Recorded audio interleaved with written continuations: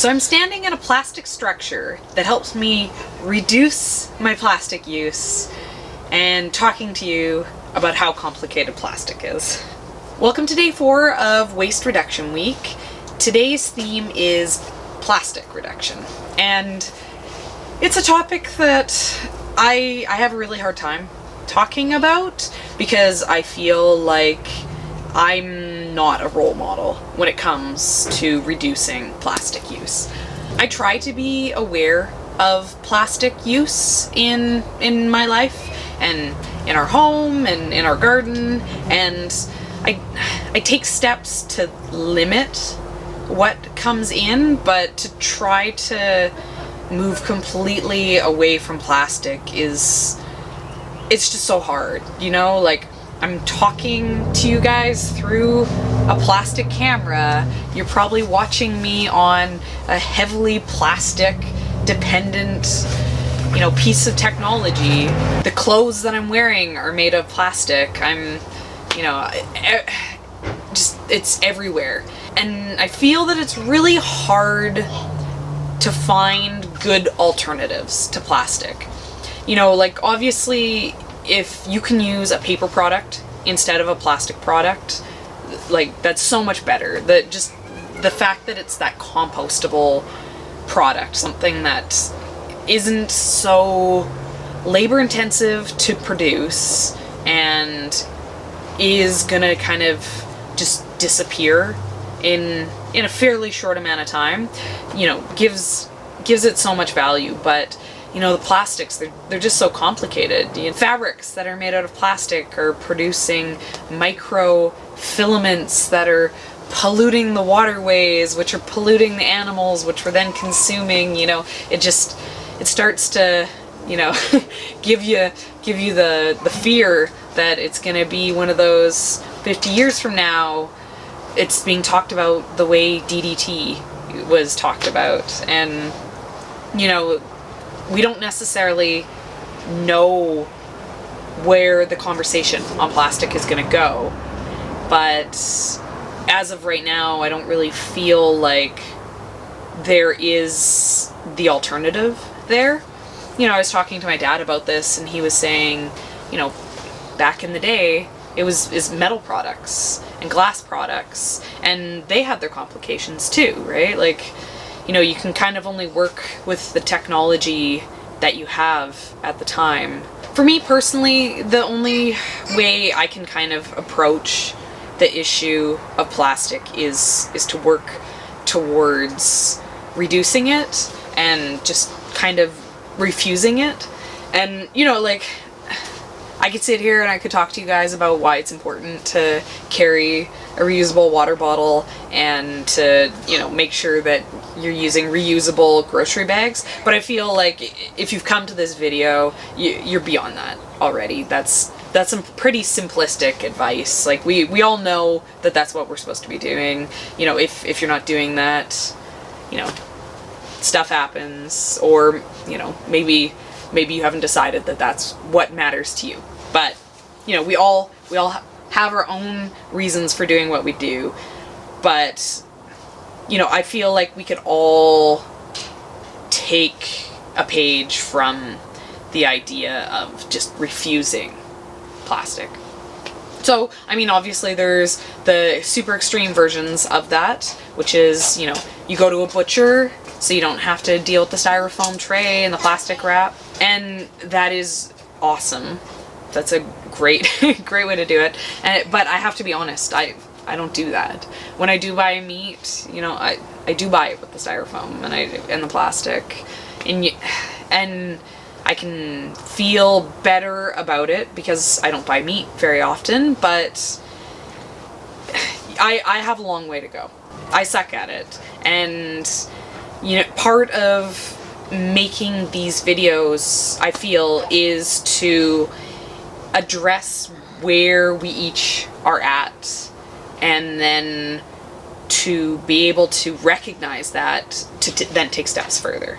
So like, I use a reusable water bottle and reusable bags, but, you know, not every time. Sometimes it happens, and, you know, I buy plastic products, and I buy processed, like, pre-made products that are in plastic, and you know, it's hard. It's a really, really difficult one to deal with. I bet you if you went through my garbage bags, they'd literally just be plastic wrappers. And, you know, it's frustrating because I don't want that, but I find it really hard to say no to the convenience that comes from these plastic items. Ian really is a motivator for me personally to move away from the plastic, and the way that he kind of works about dealing with reducing waste in the plastic is by kind of just being aware of it. We'll be in the grocery store and there'll be something that I want to get, and he'll say, well, do you need all that plastic? Like, do you need that product that has so much plastic use in it? And, you know, just kind of being aware of how that product is packaged makes me then kind of add a little bit more weight to those decisions that I'm gonna make. So yeah, maybe I will buy crackers still. And they come in a cardboard box and they come in the plastic bag inside the box, but I have moved away from buying crackers that would be in a tray, in a plastic bag, in a box, because that's at least one piece of package that I can step away from. And, you know, we buy chips all the time, but I'm never gonna buy individual serving bags of chips. I'm always gonna buy the bulk bag of chips, so at least, you know, that is, you know, eliminating those additional smaller bags. And, you know, lots of solutions that I see, like, oh, bring a fabric produce bag to the stores. We don't do that, but what we do is we don't use a produce bag. Like, we don't need 5 oranges in a bag. We can just grab them and put them in our cart, and we just cluster them together for when they get rung through at the checkout. And, you know, we didn't need that bag, so we don't take it. But we make mistakes. You know, the other day I really like seaweed, so I bought these like fancy little like seaweed snacks, and it was in a box, and when I opened up the box, it was just like, oh, what have I done? You know, it was like individual packaged, wrapped, and then in a tray inside the packaging. And, you know, being aware of the amount of plastic that product used meant that even though I really like the product, I'm not going to buy it again. And same with like kid snacks. You know, I'm not going to buy individually packaged children's snacks. Instead, I'm going to buy the larger bulk one, and then I'm going to, you know, serving size them down. And I know that is a really basic way of trying to reduce our plastic waste. And I know that, you know, it's kind of a cop-out because it's not really making a huge difference. You know, like, part of the reason why you should buy products that don't use plastic is to encourage manufacturers to make the decision to not use plastic, right? Like, why would you have toilet paper wrapped in plastic bags when it could be wrapped in paper? And if everyone chose to buy the company that wrapped their toilet paper in paper instead of plastic, they're all going to change. They're all going to go to that, you know, more eco-friendly packaging. So, you know, obviously your consumer decisions have an impact, and that's why it's important to consider when buying those things. And I don't necessarily do that, so I should. Like, I'm telling you what I'm not doing to then feel guilty, so that maybe I then go do that.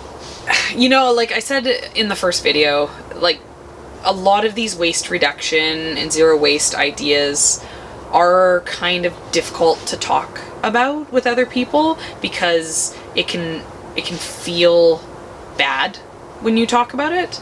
You know, like you can be like, I've made the decision to, you know, eliminate plastics in my life, or I never use a disposable straw, and then you're saying it to someone who's like sipping on their drink through a straw, and, you know, they feel shamed. And I don't think that shame is a good way to drive change. You know, like it's too negative of an emotion. But I think that there's huge value in being self-aware. So I'm telling you that I have a hard time with plastic isn't necessarily me shaming myself in front of you. It's me acknowledging my shortcomings, and once I realize that and acknowledge it, it makes me more aware of it. So if there's something that you guys feel is something that you wish you could go further with, and something that you feel like you want to make a difference on, that maybe you wouldn't feel good if someone pointed it out to you, comment below.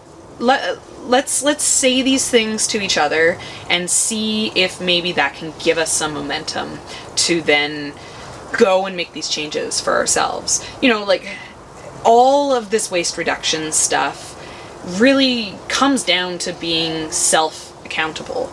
You know, no one cares if you have 8,000 garbage bags. Like no one cares if every week you're bringing truckloads of garbage to the dump. But if you care, then that difference, that change will happen. You'll make those changes, and you'll see the differences. And you know, if a lot of us care, then we'll see really big differences. So let me know below if you're willing. You know, obviously no shame to have to, I'm not shaming you into doing it, but you know, let me know. Like, let's have a conversation about it. And tomorrow is themed on food waste, which is, you know, it's a really important topic, and it's obviously a topic that hits to home pretty good for me, because so much of my momentum in the reducing waste is food based. So definitely come back tomorrow, check it out, and I'll see you guys then.